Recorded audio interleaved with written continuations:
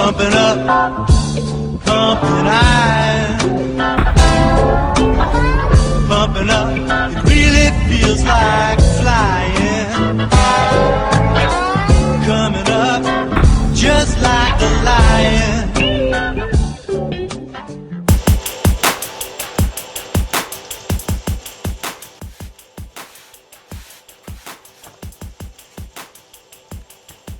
Alright, ladies and gentlemen, let's get into this stuff. This week is gonna be our third week of the bodybuilding training. And yesterday we had a show for the athletes, their first time standing on the stage. And we had a good pizza, I was moving a lot, and I dropped in weight. So basically this morning I was weighing approximately 77.5 kilograms. And I'm planning to further this drop or weight loss, if you will, to a certain degree to keep my lean bulk pretty low, that I'm not too far away from my competition in 2018. So I will be dropping further to 75 kilograms. It's gonna be pretty low, but I am guaranteed that I can gain or have a leeway, buffer, if you will, to gain some extra weight, you know, and I'm not planning to do that very fast. I'm going to have a gain of a maximum of half kilogram each month. You know, that's not a lot, but I can guarantee myself that most of that gain will be muscle mass, if not a little bit fat mass that comes with it. You know, to a certain point, when body fat gets too high, you need to see it like this: 1/3 of your the amount you gain is basically body fat, and 2/3 will be muscle mass. But to a certain point, when you're too high in body fat, it will actually be 2/3 of fat mass that's going to be accumulated on the body, and 1/3 muscle mass. So you want to stop the gain to a certain point and get into a mini cut sometimes if you think that's becoming handy, especially when you are overreaching the 15% of your body fat on your body. So with that being said, I'm trying to drop down 75 kilograms, then I will be approximately 7.5 kilograms over stage weight, or somewhere 16 pounds, something like that. I will gain like half kilogram a month. It's gonna be very consistent, if you will. I'm still being flexible, you know, but if you are saving all the data, which I'm doing right now, each and every day I weigh in and fill it in the tracker and making sure that I'm hitting my macronutrient goals, and out of that I can create and set up my lean bulk season up until 2018. And I'm not planning to go over 80 kilograms. So depending on the weight gain each and every month of half kilogram maximum, I will see if my body gets to 78, 79 kilograms, which will be 6 months. 6 months, yes, 6 to 8 months further. I will see how my body looks, and if my body fat or millimeters has not increased that much, I will go further with the bulking, lean bulk, keeping it at that particular rate, or maybe slow down the weight gain, maybe even maintain. Maintaining your rate is not a bad thing to do. You don't always have to gain weight to make sure that you're improving body composition. Okay, if you're just making progress in the gym, hey, something is happening, okay? So you can go for that data, but you need to collect it eventually. And that means that we are bringing our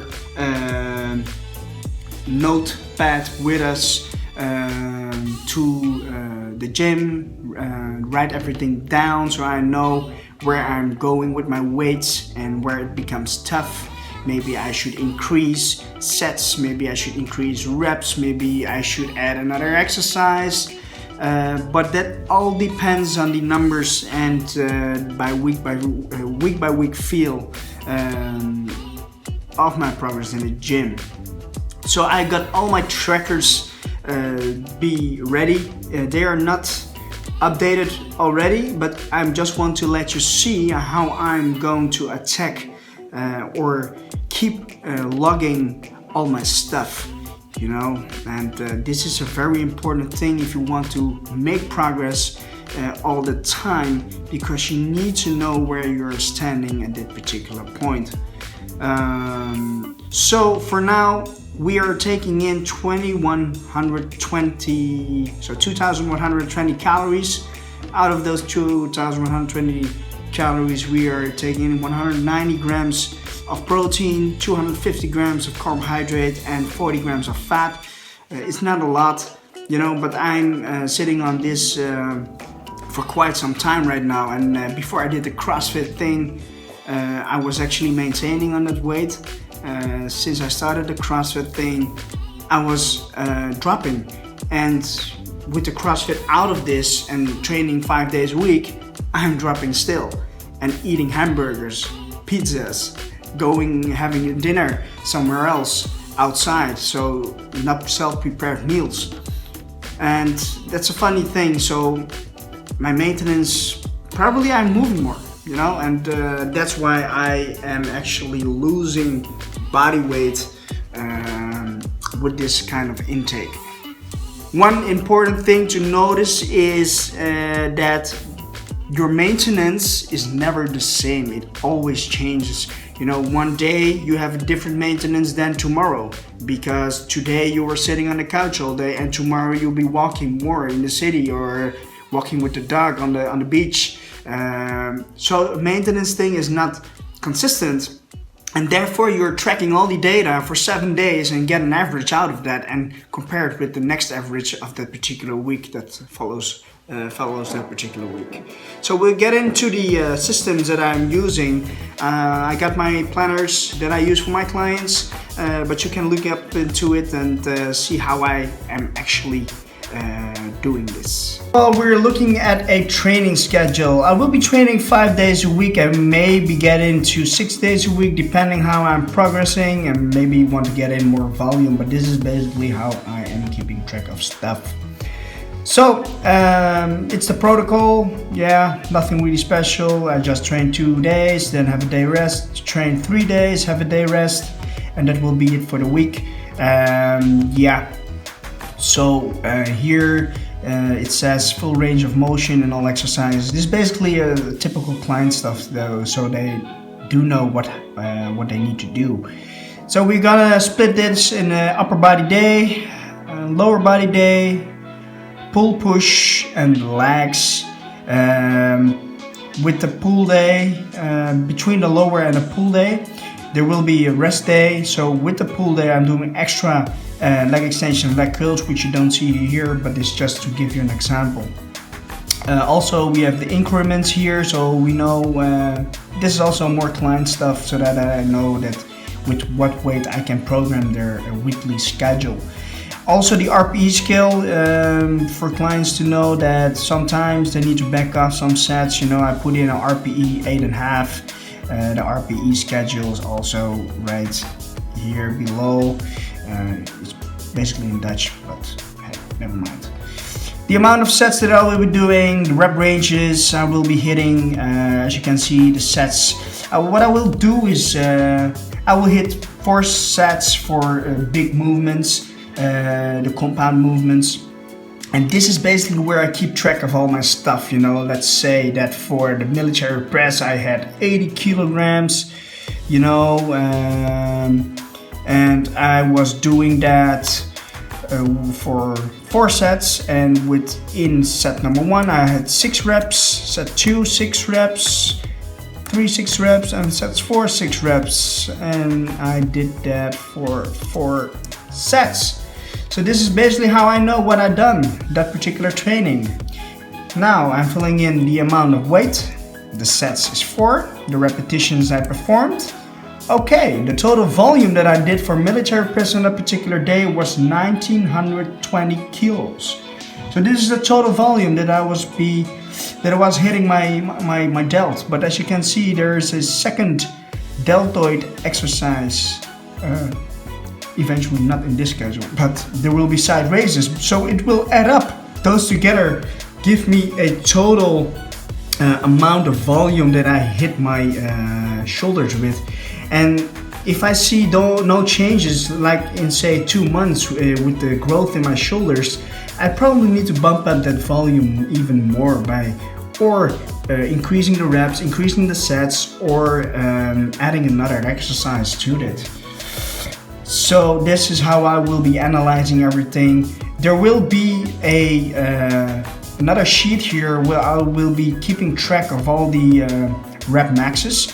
So basically these columns will represent each and every mesocycle. So yeah, it depends. You know, I will have mesocycles of 8 weeks probably, and every 8 weeks I will test my strength and see how my rep maxes are actually changing and if it is progressing. So this is basically the training stuff. Let's see. Let's make it easy. Okay, now we're getting into the other stuff, which is keeping track of all the stuff that I'm doing throughout the day. And basically it gives me the target here, the protocols, the macros, the calories, the macronutrient distribution, cardio that I should be doing or not, refeeds that I will be having or not. Refeed will not be a matter in the off season, of course. But this is where I have all the dates that I'm keeping track. My weight in the morning every single day, keeping track of my macros each and every day. You know what I'm hitting. I'm reading this off from my MyFitnessPal and the fiber goals. Here I'm logging the workouts when I've done a workout. Let's say on Monday I did upper body and lower body, rest day, so I know exactly when I trained, and maybe some strange things happen that I can recognize or see trends in this particular sheet. You know, and also the cardio that I put here in the amount of calories burned. So eventually it gives me a net caloric intake for that particular week minus the cardio, so I know exactly on a weekly basis what's happening with my body with the amount of calories I'm taking in and the amount of calories I'm taking out from the cardio. Some notes you see here. You know, I will fill in some keywords each and every day, how I feel, if I feel bad, or maybe I'm tired, and maybe get out of some trends again, if you will, to really get to know your body, you know. So let's take a look how that eventually will look like if you keep track of all the stuff. This is another weight tracker that I have from 3DMJ. It will look like this. Each and every single thing is registered, so I know exactly what was happening. Let's take a look at the macronutrient intake that I had like 1 week out. So it was basically like 200 carbs, 175 protein, 30 fats, poverty macros, and of course the cardio. I adjusted this sheet actually, so I wanted to have more data to collect. The more I know with clients, the better it is. And you can see here my lowest weight was like 67.7, 67.4. Do you even lightweight? But hey, at the end of the protocols, hey, feasting, indulging, beasting. So a lot of food, as you guys know from the Dubai show that I made a documentary on. So that's basically it. Make progress and know what you're doing. You need to keep track of everything, because otherwise I see a lot of people using the same weights each and every time, or they're making too big of an increment in weight. For instance, last week they did 90 kilograms, now they're doing 100 kilograms.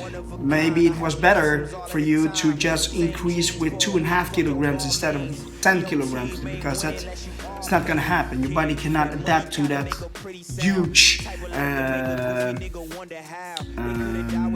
increases in weight, because it will stall eventually and you will stop making progress which you not even know what you're doing.